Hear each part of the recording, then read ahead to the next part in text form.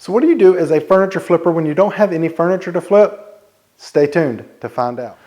So as a self-employed full-time furniture flipper, one of the things that you need to be always doing, even if you don't have any current projects going on, is improving your shop, improving your organization. And that's exactly what we're going to be doing today. So for today, here is the project. This is what we're going to be working on, mainly right here in this drawer.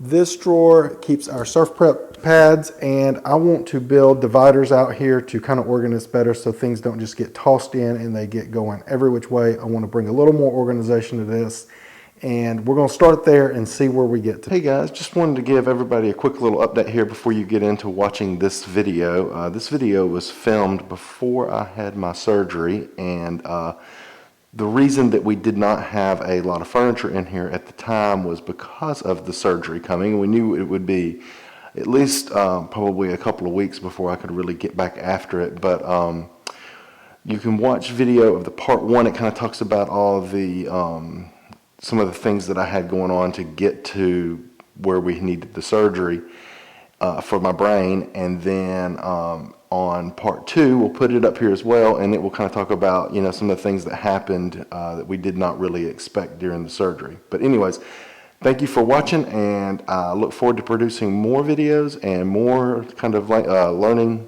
techniques for everybody. So the first thing we're going to do is we're going to rip down this plywood and get it as close to size as possible, and then we're going to jump over to the miter saw station and get it cut exactly to the length we want it and start putting it together.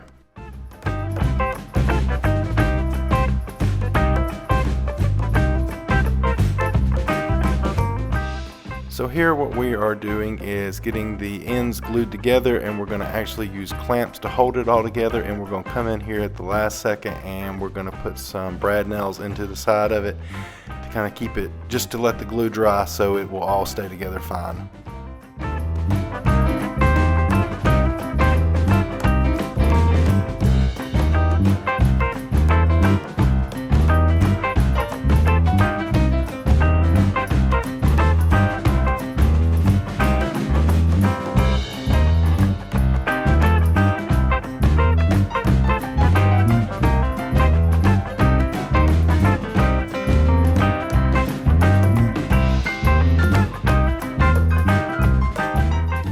So this thing is all being built for these surf prep foam pads, and we kind of change up what we have all the time based off what we order and everything. So all I'm doing here is just trying to see how I want to organize everything so we can add dividers in appropriately and just kind of go from there on it.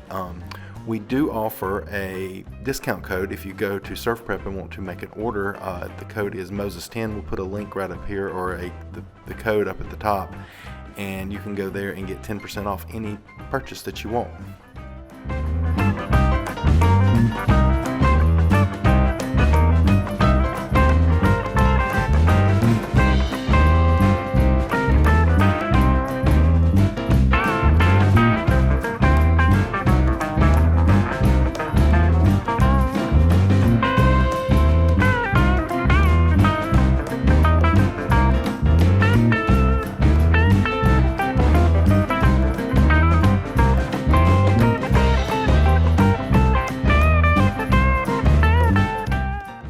So the best thing with this kind of stuff is to always just keep playing around and figuring it out. And I've just got some scrap wood here I'm using for the time being, and gonna go in now and make some real cuts on exactly what I want to do and how I want to get it all put together. And here I'm just gonna glue it up like I glued up the four corners for the box, and kind of make sure everything's all square, and brad nail it in.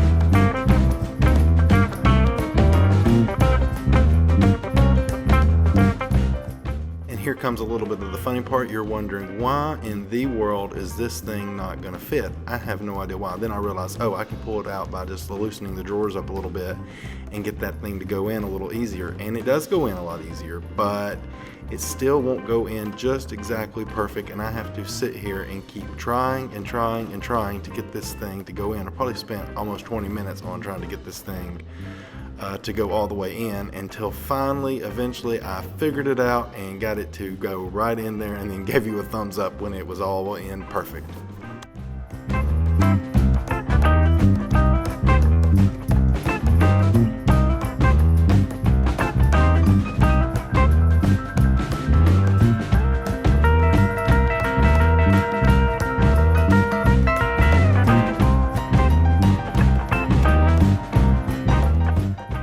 So when you're using something like these Surf Prep foam pads, there's 5mm thickness, there's 10mm thickness, and then there is a 1/2 inch thickness, and they all kind of squish a little bit differently, and they have all the way down to coarse, to medium, to fine, super fine, all the way up, and they have, you know, the grits are a little bit different on each one of them. So if you go to purchase something, you want to kind of look and see what it all says on what the grit is, and, you know, kind of think about, you know, what kind of stuff you might want to use with it, as far as, you know, how thick you want it, how thick you want your pads to be.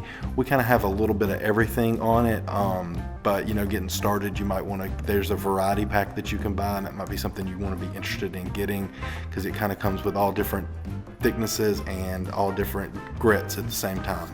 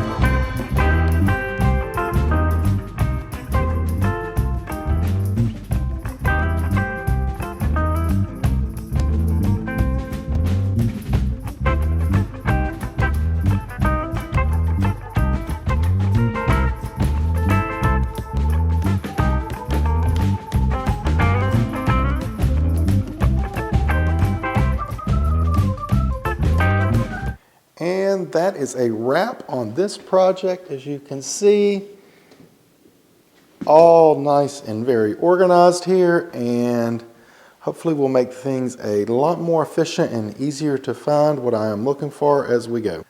Don't forget to hit that like and subscribe button, and as always, stay tuned for more furniture DIY.